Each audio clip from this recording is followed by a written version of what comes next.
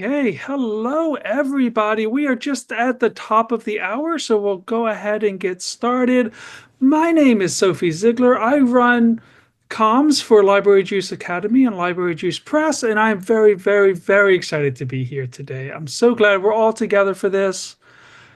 This is our launch event for Censorship is a Drag, LGBTQ plus materials and programming under siege in libraries. This is the second of two events. Our previous one was yesterday and it was amazing. So I'm looking forward to today. I'm just going to say just a couple of things about Library Juice before we get started, and then I'll turn it over to our panelists. So we are a press that focuses on the theoretical and practical issues in librarianship, really for an audience of librarians and practitioners in the field, including archivists and museum professionals and all the staff that we work alongside every day.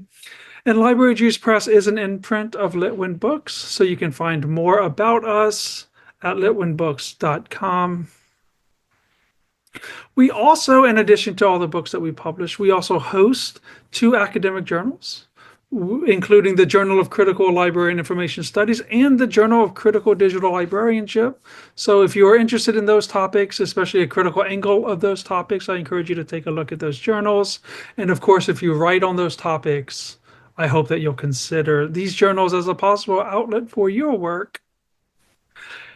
You can follow along with all the things that we do, and it is a lot, over on the socials. Everywhere that you like to scroll, we will be there, including Blue Sky and Mastodon, and Facebook, and Instagram, and YouTube, where this video will be, and where we put all of our other book launch events and other webinars. So definitely do take a look at all of that.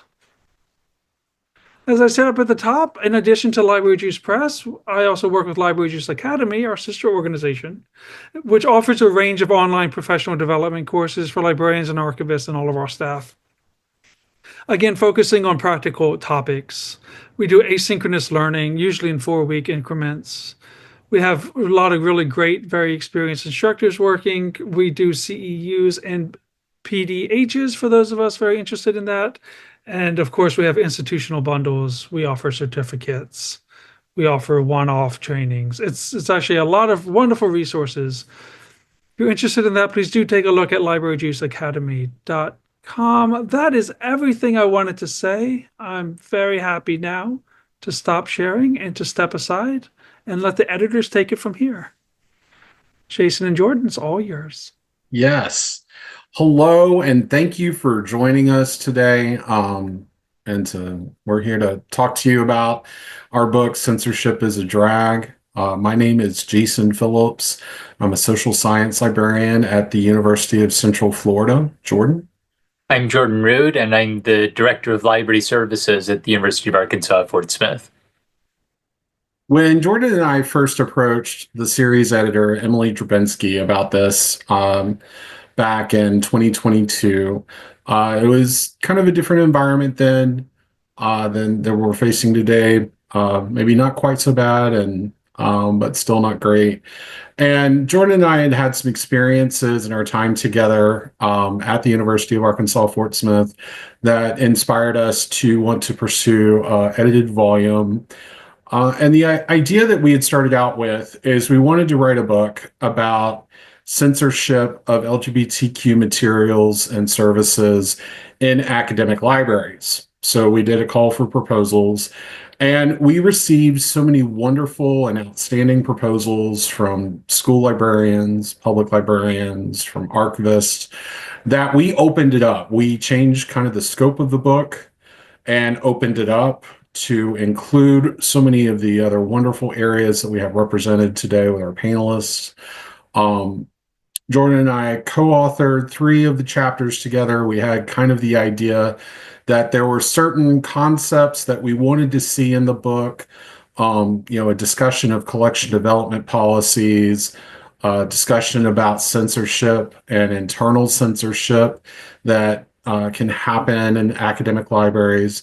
And then we talk about queer battle fatigue in our 3rd chapter, where we talk about the toll that it takes on us as librarians, as archivists, as staff, being advocates for our community, for these resources, for these books and services, the toll that it can take on us both personally and professionally, which kind of nicely coincides with a book that was recently published about queer battle fatigue. So we're sort of breaking ground with this kind of theoretical concept. Jordan?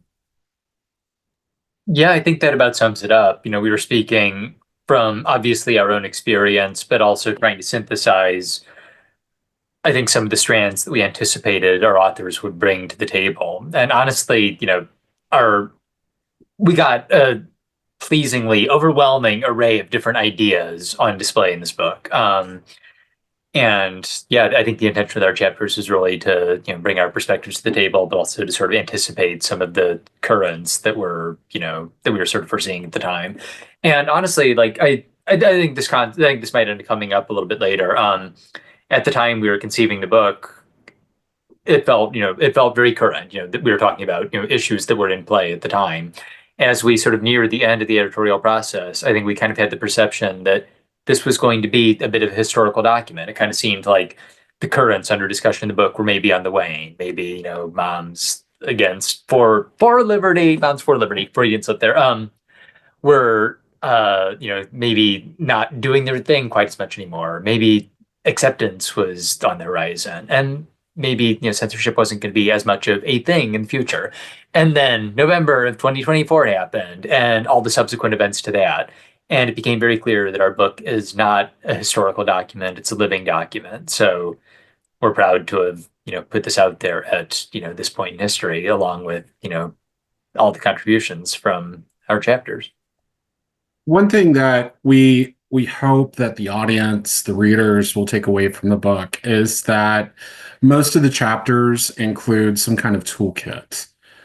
We not only describe situations that we find ourselves in, but we really encouraged our authors to include a toolkit at the end to kind of give guidance, help, ideas on how to respond to situations that you may encounter, that you may find yourself in. And that, we hope will be very important in the times that we face ahead. So at this point, we're going to introduce the authors that are with us today. We've got 6 authors with us out of a goodly number of authors in the book. I was talking with a colleague this morning about how when we started out, we never imagined this book would be at 396 pages, but here we are. So without further ado, I want to start with the first author. We're going to go in kind of chapter order from the book. And the first one I'm going to introduce is Maureen Babb. Hi, I'm Maureen Babb. I'm a science liaison librarian from the University of Manitoba, so I'm up in Canada. And my chapter is called Beyond the Library Walls, Censorship. This censorship is not about the books. So my chapter is kind of a contextualizing chapter in terms of placing the censorship that we're seeing now in a larger historical perspective on the history of censorship of queer materials and of queer lives. And one of the focuses of my chapters is, unsurprisingly from the title, really that this isn't just about books. This is about trying to remove queer people from public life. And at the time I was writing this, I was like, people are going to find this hyperbolic. And now, of course, I'm like, well, I certainly hope that the points that I've made here have, are clearer now than they were when I was writing it, that it's not hyperbolic. And I also talk about the way that censorship and book ban attempts are often responded to from a framework of neutrality, but we also need to pull in a framework of social justice to respond to them when we are dealing with a censorship machine that is one small part of a much larger attack against queer people, and not just queer people, but other marginalized identities. So thank you. And now it goes on to Maria, I believe. Thank you, Maureen. Maureen's chapter was really helpful for us in kind of establishing the theoretical foundation for why these things are happening. So her chapter was particularly helpful in setting that up. Next up is Maria. Hi, everyone. My name is Maria Attilano. I am the Student Engagement Librarian at the University of North Florida, which is located in Jacksonville, Florida. And my chapter is called Pride and Prejudice and Sunshine, Drag Story Events in a Floridian Academic Library. So as the title suggests, this chapter is about 2 drag story events that my library hosted in 2019. The first one was in June during Pride Month, and the second one was in October to coincide with Coming Out Week, and also because, June's very hot in Florida, so we tend to celebrate Pride on campus, or at least we used to, in October. So the chapter talks about both events, how they came to be, how we partnered with our LGBT Resource Center, LGBTQ Center, as it was known on campus before it was shut down. And the chapter sadly ends, I was writing it in just after May 2023. That's when Florida came out with the anti-DEI, the anti-woke bill, which put an end to all state funding for DEI initiatives, which meant that our LGBTQ center, as well as our Women's Center and our Faith Center and a few other centers on campus were shut down. And we were told that we couldn't host any further drag story events or any Pride events on campus because we couldn't openly do that and pay for it. So the chapter is kind of a journey on that and how we held 2 extremely successful standing room only events, brought our community together at the university, but it was open to the public as well. We had support from faculty and staff on campus, students, community members, and how sadly these events are just not going to happen. We planned to do something in 2020, but of course, COVID shut it down. And then we put it off in 2021 because it was still kind of happening. And then with legislation, it just became a thing of the past. But on a positive note, if other libraries sometime in the future might want to host similar events, we do include FAQ that we used for the events in the chapter. And then, like I said, all the details about how we worked with our LGBT Resource Center, local performer, and also our community at UNF to make these events happen. And that's all I got. Thank you, Maria. Up next is Lisa Johnston. I had the great pleasure of serving on the Stonewall Book Award Committee with Lisa many moons ago. So it was a pleasure to work with her again. Lisa? And a pleasure to work with you, dear Jason.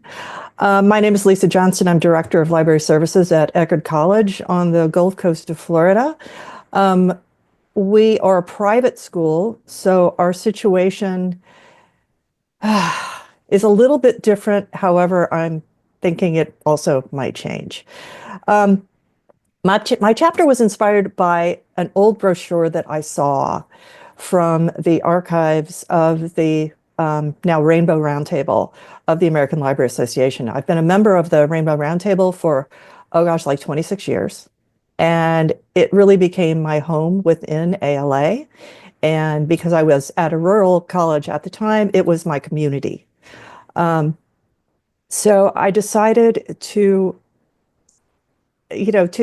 sort of pay tribute to all of the people and describe the whole process of getting these books into these libraries. Because right now we're all so focused on keeping them there. And I wanted to remind everyone of how a lot of them got into academic libraries in the first place. And that it was a grassroots effort between librarians, library staff, colleagues around different colleges, publishing companies, and the list goes on. So my article in the book is called Collecting Good Gay Books. And the concept of good gay books came from 2 English professors who in 1974, published a fantastic article that I really recommend people should read, The Homophobic Imagination, an editorial. And it is from, I can't remember the title, the English Studies, I believe, but it's in JSTOR. It's in the bibliography of the article. And the whole concept of good gay books. They define good gay books. But the article really is about the discovery and how not discovering influenced Barbara Giddings, who was one of the founders of then called the Gay Liberation Task Force of the American Library Association. And it was not finding that gradually let these good gay books be found and added to academic libraries all over the United States. And it's a historical article. It's a little nerdy because I talk a lot about bibliographies. And I encourage people to think about the past. I mean, how different our lives as out librarians and their allies would be without people passing out these mimeographed bibliographies at ALA in the early 70s. And picturing them getting to the point where they couldn't afford to print it anymore because people were listening and adding the books. So I actually went on to the University of Illinois website, and they host the ALA archives, and they have an incredible wealth of materials, all of these old bibliographies from back in the beginnings of the Gay Liberation Front, then the Gay and Lesbian Task Force, and all the different names. Let's see. So in the illustration, I use something from that. It's the header of one of the first gay bibliographies. It's circa 1971. And there is a little emblem that says gay is good. And that became kind of a slogan for Barbara Giddings, Israel Fishman, and their colleagues at ALA. And that was first uttered by Frank Kemeny, who was one of the first gay rights leaders. And I think in these times, when I was thinking about this article the other day in preparation for speaking with you, I was thinking, I thought we already did this. I thought our elders already did it. And then the middle group, I'm like a Gen X, lesbian librarian from back in the day.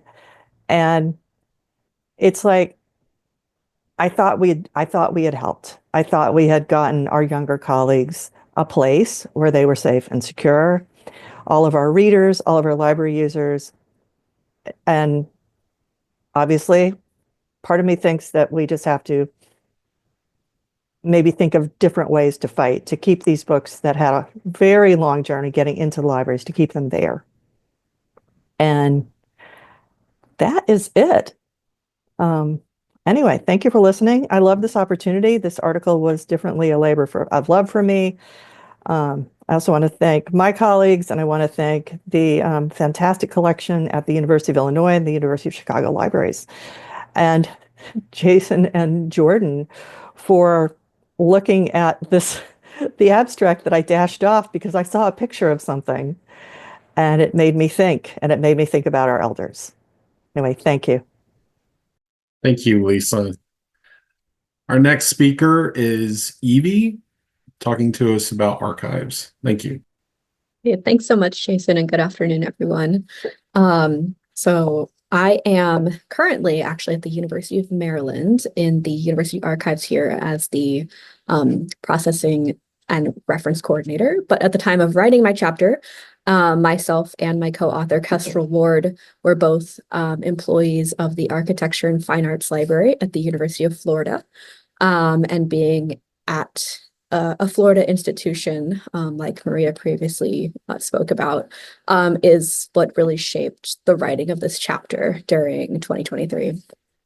Our chapter is titled Disappearing Queers, a survey of queer material accessibility in mainstream archives. It's quite a long title, but it really gets into what suppose started this whole research project, which was my co-authors Kestrel's difficulty in finding queer archival materials for a research project as they went to several larger archival institutions around the United States. And it made them wonder, why is it so hard to find our materials? And so we took on our research project, as a chance to examine what happens to queer materials in what we term mainstream archives. So not LGBT focused archives, not, smaller specific archives, but actually general libraries, archives, institutions. And we begin our chapter with a basic survey of types of exclusions of queer archival materials, from the institution level, the history of archives themselves, their role in perpetuating narratives about a nation, about a place, down to individual actions taken by archivists that might preclude archival materials from being made accessible to the public. So we kind of work down that broad scale to a very narrow individual scale to follow this thread. And then I would say the second half of our chapter shifts to our what we call interventions in this pattern of exclusion. A large portion of our chapter is dedicated to recounting a session we led at the Society of Florida Archivists conference, where we led a discussion with archival professionals from across Florida and the Southeast, talking about instances of exclusion that they have faced surrounding queer archival materials. And then in a smaller portion of the chapter, we go on to talk about a survey that we had been developing at the time to get an idea of what the larger archival world, or rather national archival field, looks like as it pertains to the access and accessibility of queer materials. Things like usage, things like metadata, availability, a whole host of things that we intended to kind of help us get a broader understanding of where the field is. And then, as every chapter in this wonderful volume suggests, we provide next steps that we hope could be implemented by anyone in a archival or library institution, no matter how small your position is. A large part of what we hope to provide was options for anyone to be able to implement. And that is all. Thank you so much, Jason. Thank you, Evie. Our next speaker is Deborah.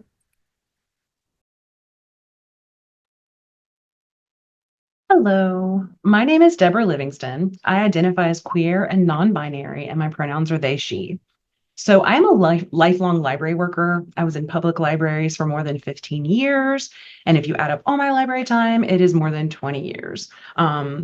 It's important to me to use my librarianship to advocate for my community. And that's a really important part of my career. So thank you. I am grateful and honored to have been part of this collaboration among inspiring authors and editors. I am one of the co-authors of the chapter, Does This Camouflage Come in Rainbow? Visibility of Frontline Workers During the Culture Wars. I was super excited when I saw the call for proposals and immediately reached out to someone I had worked with professionally, my co-author, Patrick Connors, who I cannot say enough about, such a wonderful human being.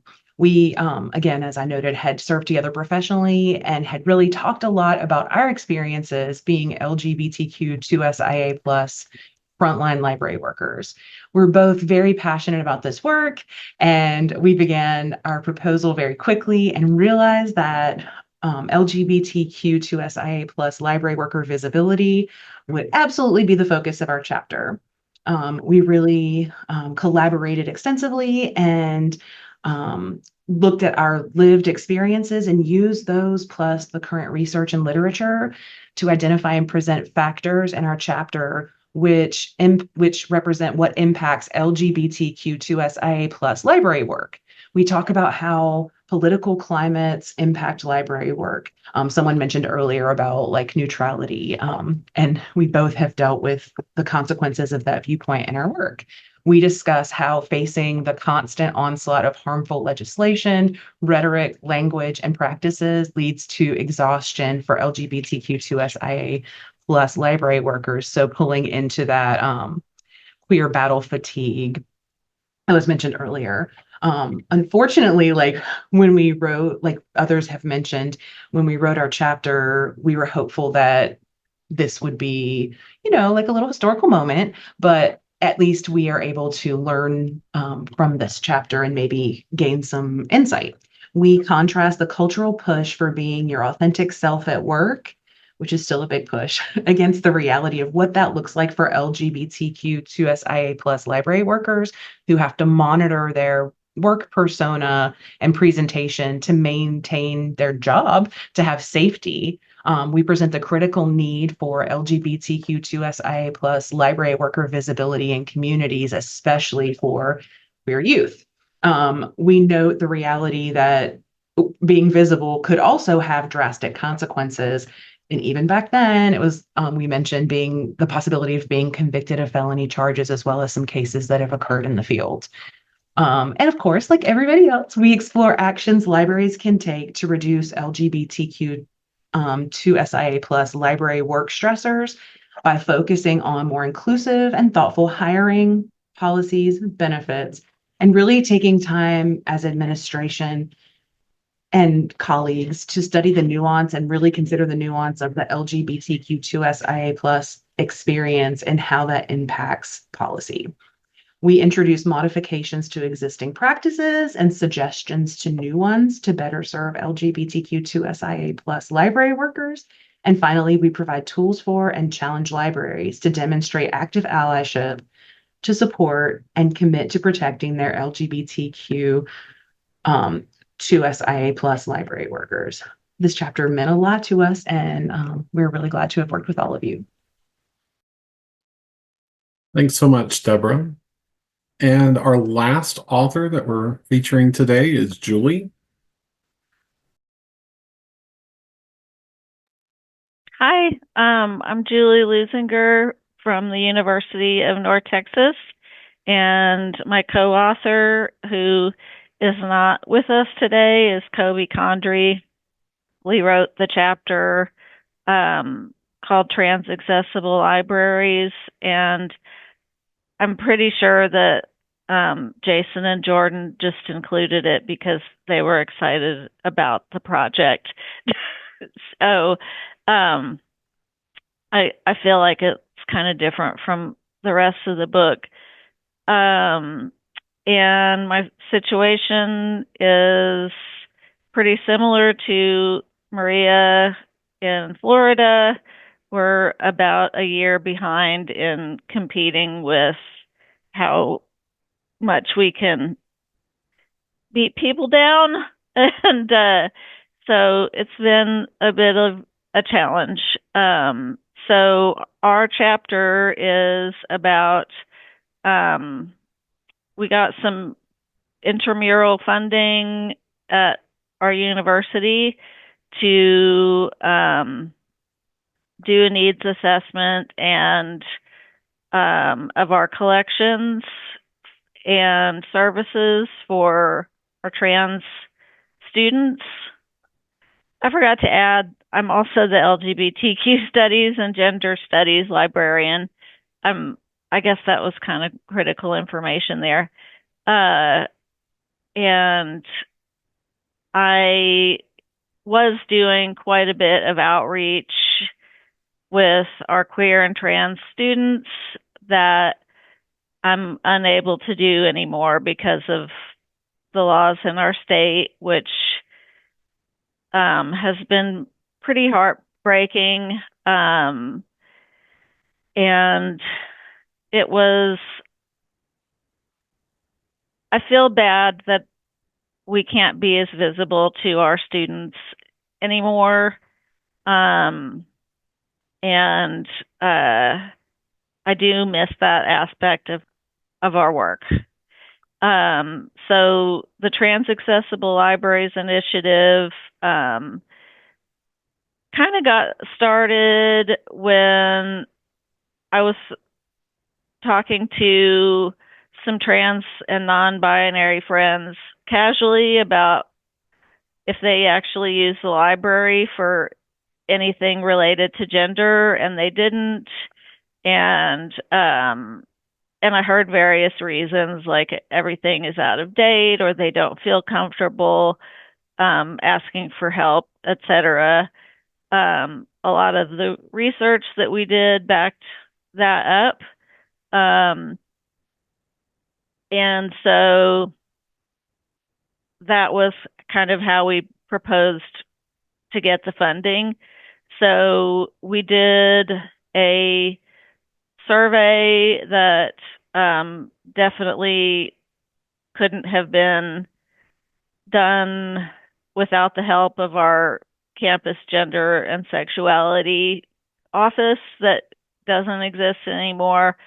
And we had a bunch of students fill out the survey for us, which was incredible, and felt great that they cared enough. And we kind of figured out what we needed to add to the collection from that survey. So we were able to purchase about $3,000 worth of materials. We stuck with ebooks,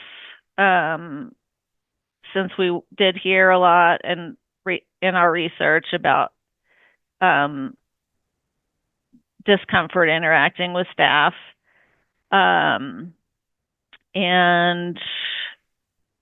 I put it all in a LibGuide to be able to use that to promote the work that we did and the resources, which also included community resources. We did a couple of book displays, and then a good chunk of the chapter talks about best practices, and mostly Kobe and I wanted to encourage other librarians in states where they can to create resources like this for not only the trans community, but any other marginalized community. And what I've done with our LibGuide now is I'm putting a link in the chat, but it's for the recording. It's guides.library.unt.edu/trans/librarians. I've had to turn this into an archive for the work that we did. So it's basically no longer a living resource. While the resources are still there, it's not being promoted. I'm hoping by making it an archive of my research that they'll leave me alone, but I have a feeling at some point I'm going to be asked to take it down because we've had to discontinue a lot of other things that we were doing for queer and trans students. So fingers crossed they'll still consider it research.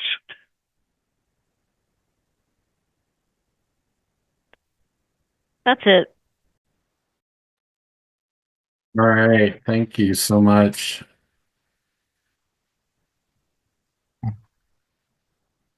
Okay. So at this point in our discussion, we've prepared some questions for the authors that we're going to kind of throw out there. And then we also have a Q&A where you, the audience, the attendees, can also enter questions in the Q&A that we'll be happy to answer at the end. So feel free to pop those questions in as you think of them, and we will get to them. The first question that I'm going to ask, and I'm going to put it in the chat for everyone, is in light of the current cultural situation, what do you think the future of intellectual freedom looks like?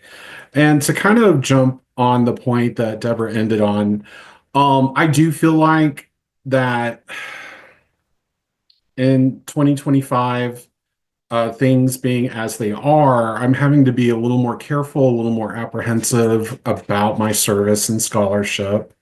I'm having to, think carefully about future research projects. Um, and even in doing these virtual book launches, I had to wonder, should I take leave for this in case, it gets flagged later? And I'll be able to say, oh, I did this on my own personal time.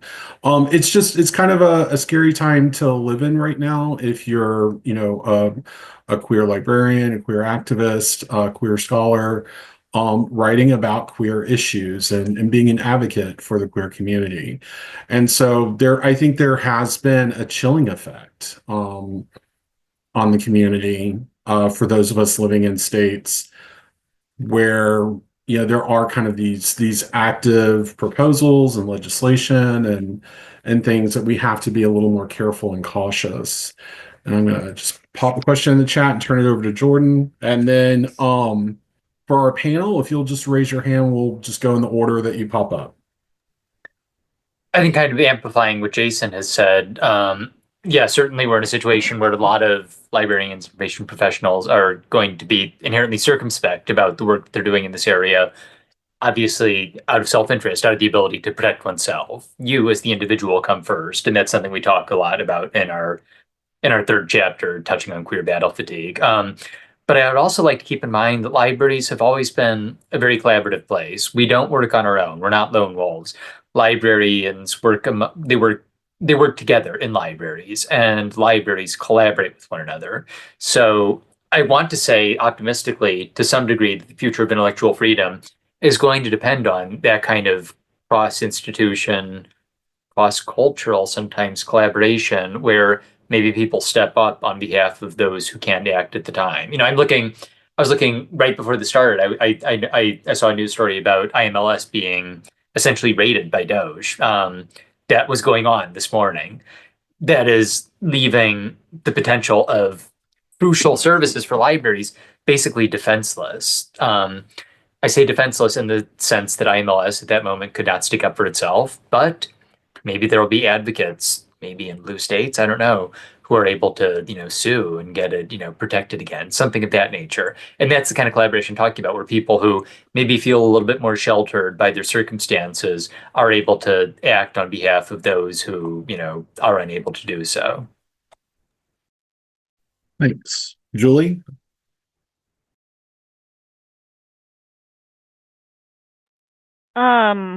Just kind of echoing what you said, Jason. I'm currently wrapping up a study on workplace belonging among trans and gender nonconforming employees, library employees, and we're kind of sitting on it because I don't know that I want a target on me. And that impacts my ability to do research. My research partners are assistant librarians, so they have to get promoted. I worry about them. They could use the article, but they also don't need the hassle of anyone harassing them. So, yeah, just a little scared to put myself out there, but I know the research is important. So, yeah. Thanks, Julie. Maureen? So I think one of the things that's important to keep in mind with the future of intellectual freedom is we have to as we're thinking about this, of course, everybody's thinking about their own personal circumstances, but the scale of it needs to be considered. There's been the trend that's existed for quite a while, especially in America, but elsewhere as well, towards anti-intellectualism from certain segments of the population. And I don't think it's an exaggeration to say now that intellectualism and intellectual freedom is under attack in the United States at the moment. And so I think we need to do what we can to pressure our institutions, our organizations, to push back in every way we can. Jordan talked a little bit about legal challenges, and I think that those need to be happening. I don't know how successful they'll be with the present climate in the United States. For those of us outside the United States, I know that we're looking at what's happening in the United States, and some of us are saying like, okay, well, what can we do to make sure that doesn't happen here? What can we do to help out our American colleagues? But it's affecting us too. Just yesterday, I believe, the Canadian Association of University Teachers reported on surveys being sent out from US funding bodies to Canadian academics, basically infringing on their intellectual freedom by saying, like, does your grant contain any DEI language or this sort of thing? Is your study enriching the United States and all this? So I think that within your own country, whatever it is, whether it's the United States or something, you need to be working in large groups and organizations to try and provide resiliency for queer people and for intellectual freedom. But you also, there needs to be sort of creating backups, creating spaces, creating places where other people can go if you're in a situation. You don't want data and resources and material to be lost, which is much of why people try and ban books, and they try and remove this from the public sphere. And it's really important to make sure that this information about queer people isn't lost. I feel like I'm not articulating this as clearly as I should be, so I'm just going to mute myself and turn off my video now. Thank you, Maureen. Deborah? I really appreciate that institutional overview of making sure that we are taking care of people and systems. My comment goes back to more of the personal. I'm really concerned about the future of intellectual freedom. I think people are absolutely terrified with good reason. Like, we're getting dog whistling with references to pink triangles and the Holocaust. Obviously, they have come in multiple ways, like in the last week for the IMLS. And I'm really torn because I just got my library degree in 2021, although I'm a longtime library worker, and I committed myself to do the work of advocating for queer people, for queer librarians, for queer equity, for queer library workers. And I'll admit that I feel pretty unsafe, thinking about when you do publish, it was no big deal before to put it on your own social media, but where is a safe place to advertise? It is very easy to get on one of these lists and for folks to, as Julie said, come for you. A lot of us work in states that are at will, so publish the wrong thing and your job is in jeopardy. And of course, the legal landscape. So I'm really torn because my passion is for this work. I totally agree that we need to be archiving it. And I really think it's important that intersectional voices and queer voices are doing this work, but we are the most at-risk marginalized folks. So I am very scared for the future of intellectual freedom, but I hope we can turn it around because I think it's one of the most important facets of our country. Thank you, Deborah. Lisa? I come from a place of privilege, at least in the state of Florida. I work at a private institution, which is known for being very welcoming to all the genders. We even joke that we have genders we don't even have names for yet at Eckerd. And I'm not going to back down. Maybe it's just because of a certain age. I feel it is my duty to protect the next generation of people. I had to do an exercise for my dean that made me physically ill a few weeks ago.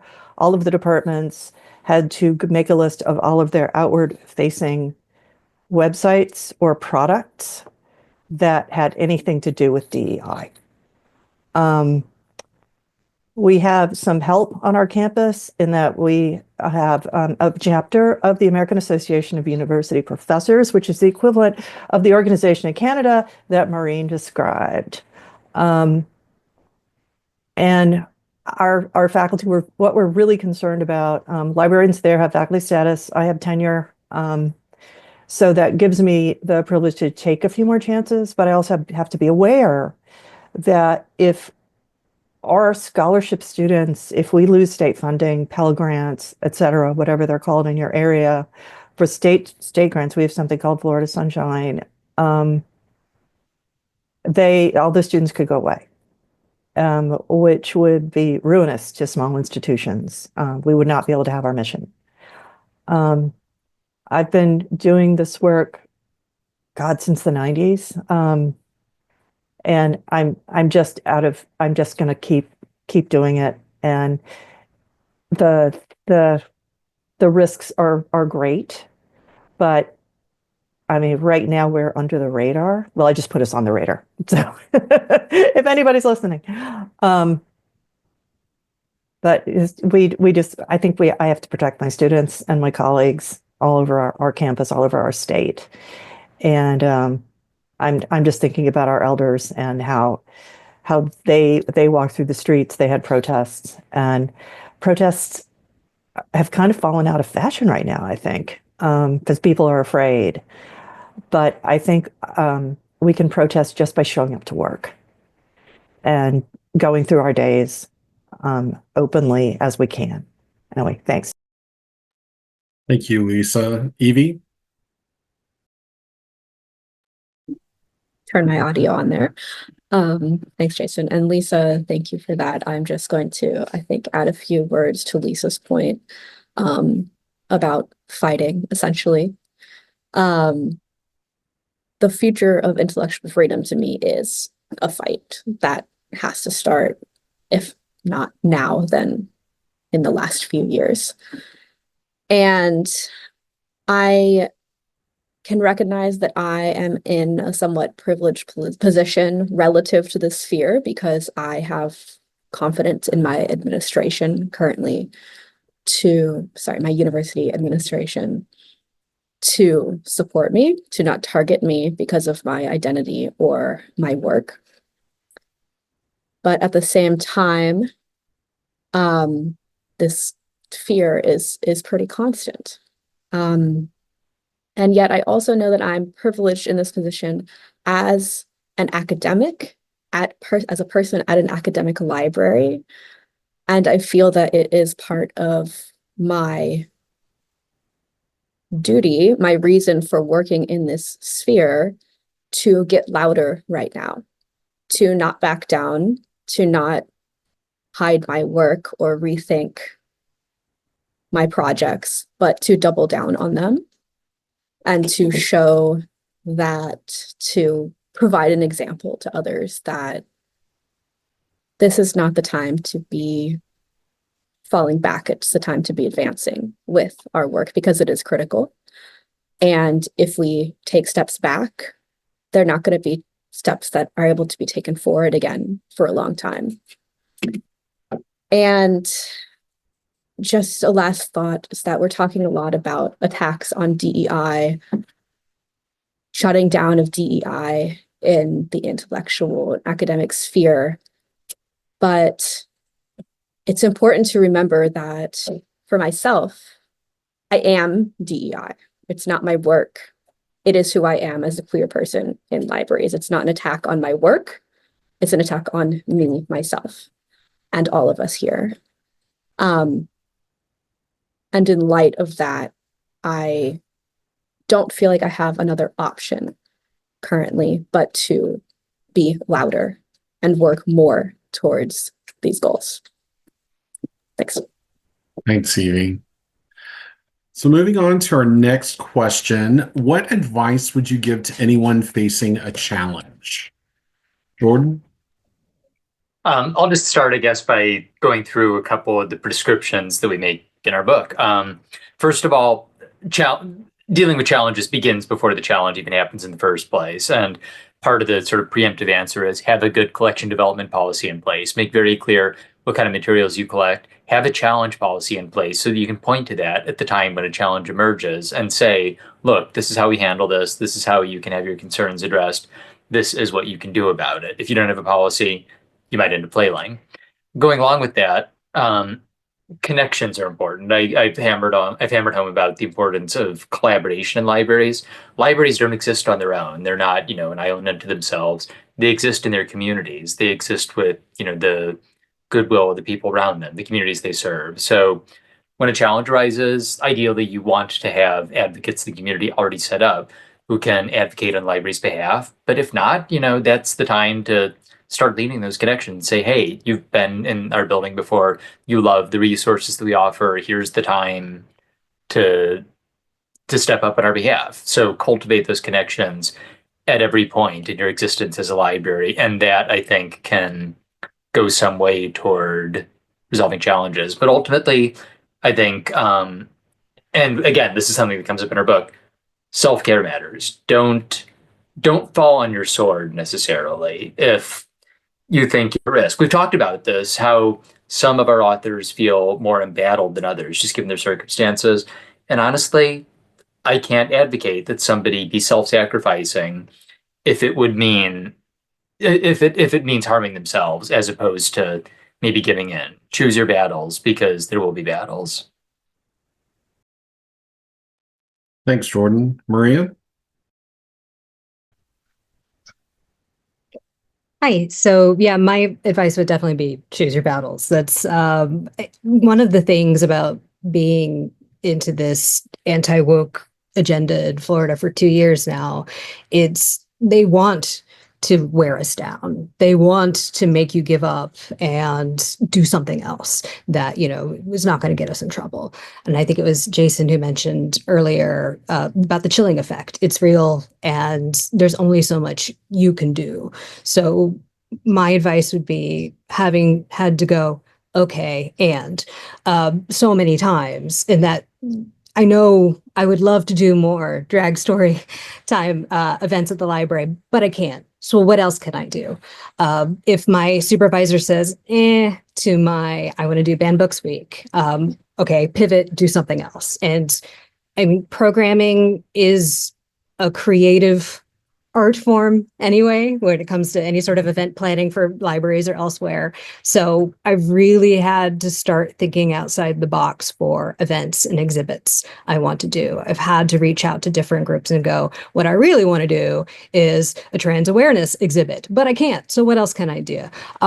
Apparently sharks are a thing. So maybe I can do like a marine biology and then have some nicely placed sharks to sort of give a little wink to my trans students and colleagues who might see it. But I mean, it sounds silly, but it really does feel as if I'm having to spend every waking moment of me planning fun events and informative events for my library, exhibits that'll catch their eye, but not make anybody go, what is that? And it really is about just saying to myself, there's only so much I can do as a person. There's only so much that I'm willing to put into how far I'm willing to risk it. But choosing my battle, as in that I still want to support everybody. I still want to provide the exhibits and the programs that I can do, but I'm not going to fight for something that might get me canned. So choosing your battles as much as you can, but also being creative and trying to find the joy in the little ways that you can sort of get around it, is what I'm trying to say. Thank you, Maria. Deborah?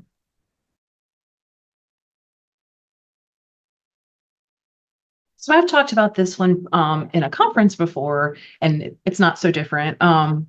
So the idea I used was like how to build your toolkit. So staying very aware of what's going on, know your state legislation, and anticipate those challenges. As mentioned by other folks, if you're talking to your community, then you're probably aware of what folks' concerns are. And so not just having like an excellent like collection development policy, but think about your selection and reconsideration pieces very well. one of the things that people don't think about is like you can build into your collection development policy that someone has to completely read the material and like cite pieces. That doesn't always help because we all know certain organized groups have like those little sheets that have the cheat sheet of exactly what to say because they know to anticipate it. Also communicating very effectively with everyone in your building. So it's great if you have one person who's like the expert, but everybody across the desk needs to know and be really consistent, trusting each other and informing each other. We are our best defense is to take care of each other. It's a tough time and there's no easy way to face a challenge, but I really appreciated the idea of like embracing your joy and finding the small things that make it a little easier. Thank you, Deborah. Julie?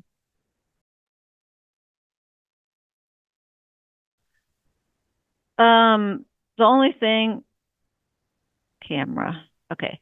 The only thing I wanted to add, I agree with everything, is we also have a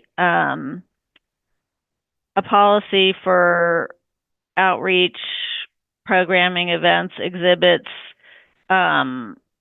It's similar to our collections policy, but we didn't have a policy that we could point to a couple of years ago when people had challenged a program or whatever. So we do now. And so there's a process for people that we can point to if people have a challenge to an exhibit, a program, etc. I put the link in the chat.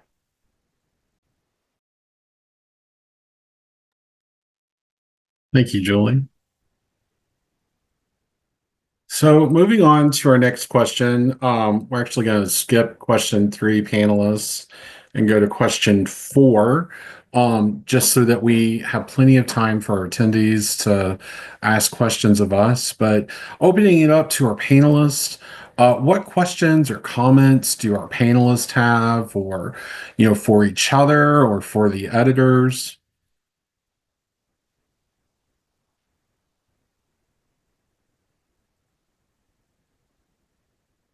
Julie.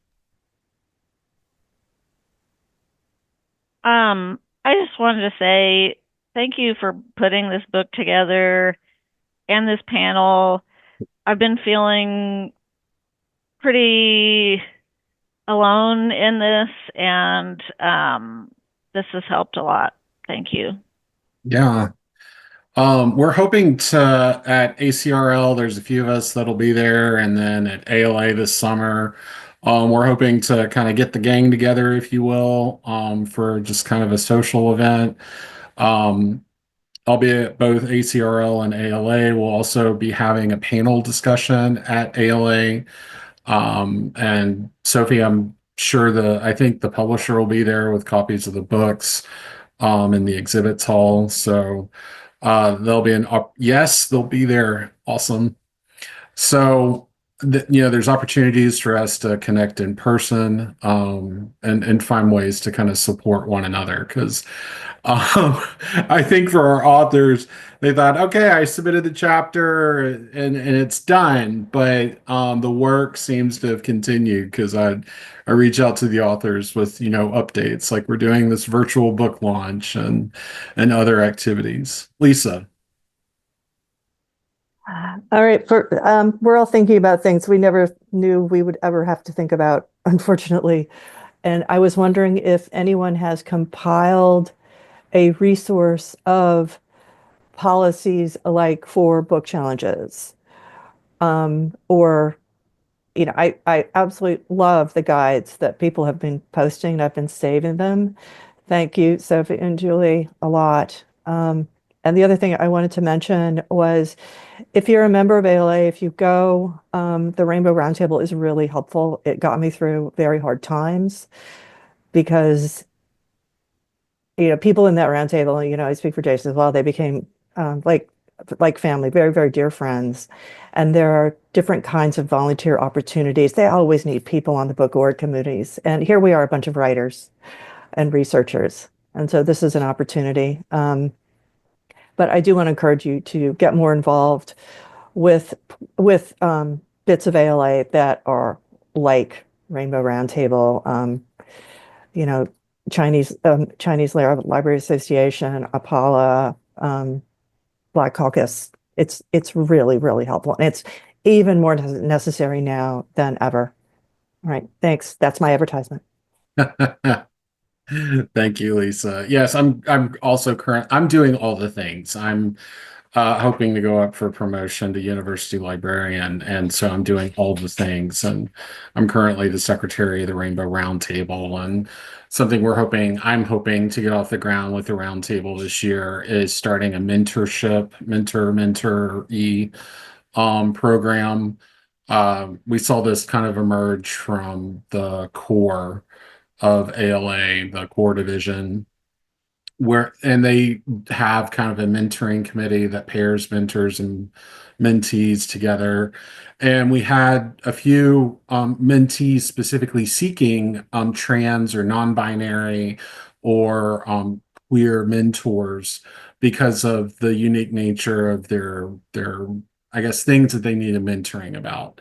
And we didn't have any mentors who identified as being a member of the community. And so, I had to kind of on the fly reach out to the Rainbow Roundtable to try to find people to mentor these individuals. So we're hoping to get a program up and running. So, if you feel like you need some mentoring or if you want to serve as a mentor, that'll be an opportunity to build on this relationship and to kind of have that supportive network. We got an anonymous comment. Thank you. I also want to say thank you as a non-binary teen librarian currently facing censorship on Pride programs from my director. It's really helpful to hear from other queer trans librarians. Appreciate you all and sending solidarity. Thanks so much. So other questions or comments from our panelists or from our attendees?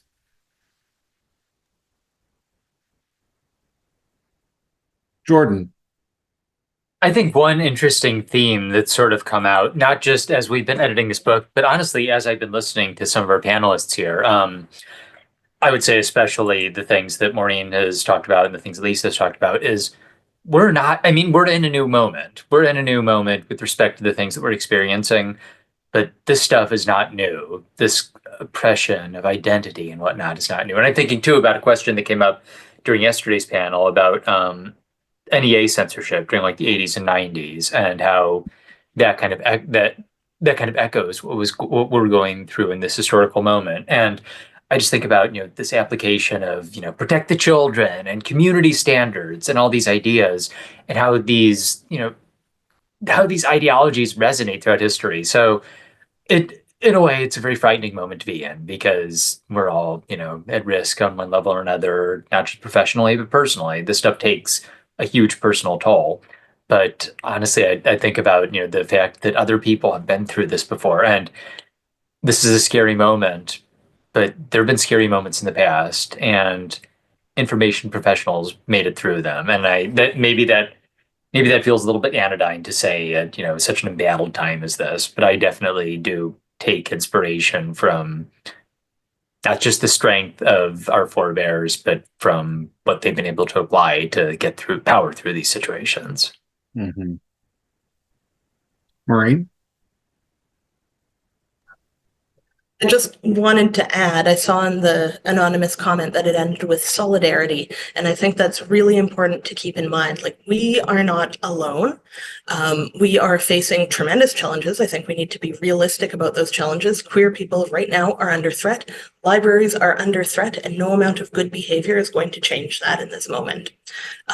But if we can build networks, if we can be conscientious about them, if we can be careful about them, and I am talking about like security and making sure, is this findable, is this not, if you're worried about personal retaliation, keep that sort of thing in mind, but build those networks, build them within your community, build them outside of your community, and build them outside of your country. I think that's very important in this present moment. Yeah, I feel like that we were really benefited from having voices, not only from all the aspects of the LGBTQ plus community, But other voices from our brother and sister librarians in Canada, from Ireland, from the Philippines, I think that added real value to our book to have those perspectives. So I'm thankful for folks like Maureen and for the others that submitted their chapter proposals and had such wonderful ideas that we were able to include in the book.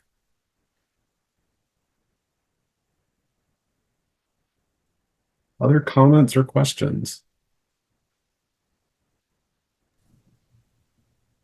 I just wanted to say thank you and to really emphasize solidarity and banding together. I hate that we're having some of us trying to do this again, but we've gotten through it before because we banded together. So take good care.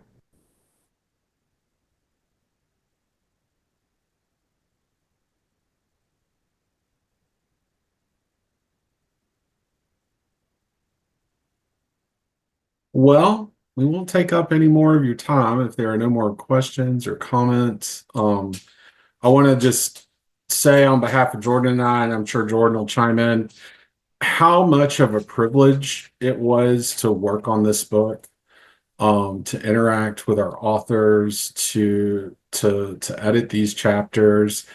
It really was a great privilege to be able to work with you, to hear your stories, to see you, and we really value the contributions that you made to the book.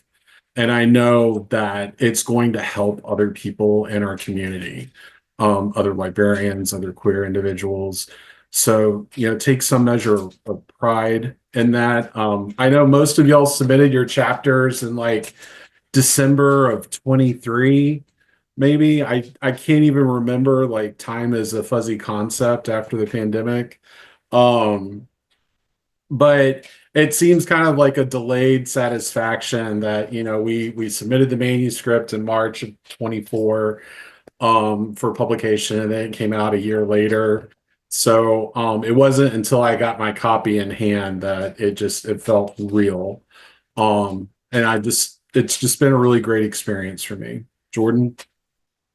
Yeah, honestly, like after the project like this goes from seeing like the abstracts of 500 words or whatever that show up in your inbox to getting to see the drafts in progress, and then getting to see the full chapters, the final project, and getting to it really feels like I'm like communing with the minds that have gone into all this. Like everybody who contributed to this book feels like a friend now, just because I got to get such a glimpse into the way that they thought through these intricate problems. And it really it really does feel like everybody has really pulled, like it feels like a true collaborative process, this whole thing.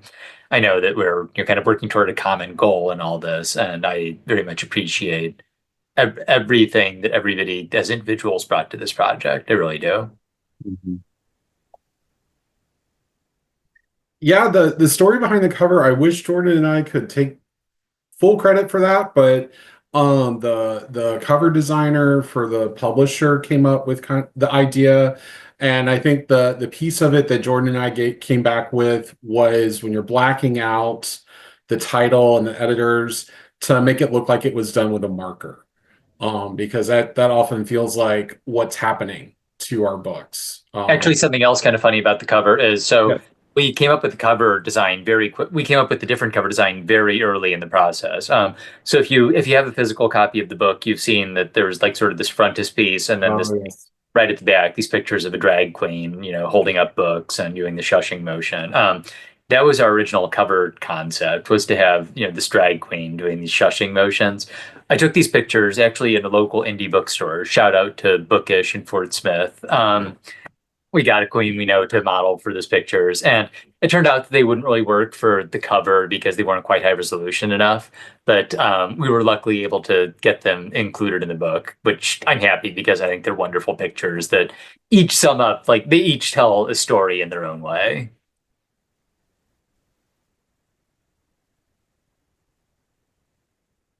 I do. If you'll give me just one quick moment, Jordan, why don't you vamp? Trying to think With what else. people who aren't hosts and panelists and can't see what I put in the chat, I just asked if anybody had a physical copy of the book that they could show. So Yeah. Trying to think what else is interesting about the editorial process. Oh, there's Evie holding up. Look at that. There it is. Yes, I'm going to reach out to the authors. If I know some of our authors haven't received their copies yet. So we're definitely gonna get on the publisher about getting those out.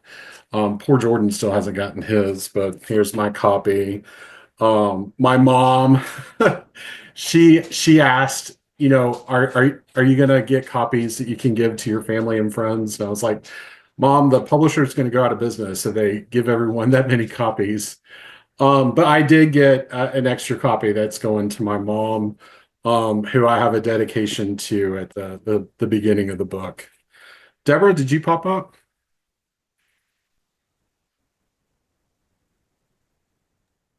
I did. I just what I was going to help you guys kill a little time by saying thank you so while you were grabbing your book, by saying thank you so much. Like this was a really important experience for me, and this work is extremely meaningful to our community.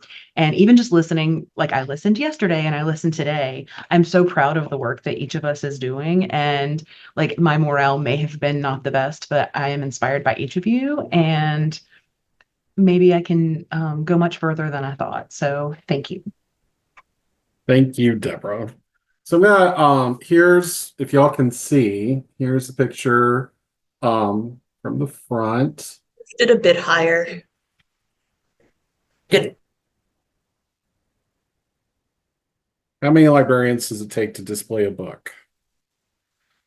And then this was really the concept that Jordan and I had for the cover is, we wanted to have this drag queen shushing, because we thought it so apropos. And it was funny when we reached out to her, she said, well, I think I have something that will make me look like a librarian. And she certainly leaned into that librarian stereotype.